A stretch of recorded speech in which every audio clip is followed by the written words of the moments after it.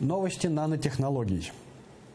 Ученые из России создали ДНК-тест, позволяющий найти кошатину в шаурме. Молекулярные биологи из Института теоретической и экспериментальной биофизики РАН в Пущино разработали простой и точный метод идентификации сортов мяса, который позволит отличить говядину от конины, а кошатину от курятины.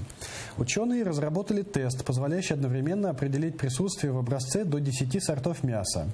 Половина из них приходится на съедобные сорта, начиная с говядины и заканчивая индейкой, а остальные на экзотические виды белкового сырья, в том числе кошатину или даже человечину. Для проведения этого анализа нужна одна пробирка, заранее заполненная нужными ингредиентами, 2 часа времени и 2 научных прибора. Как отмечают ученые, их метод уже запатентован, и они надеются, что он найдет широкое применение уже в ближайшем будущем. Ну да, во всем мире-то я не думаю, что он найдет, потому что во всем мире и так за этим, в общем-то, следят. А в России вполне возможно он и найдет. И это действительно тем, чем нужно заниматься Институту теоретической и экспериментальной биофизики РАН в Пущино.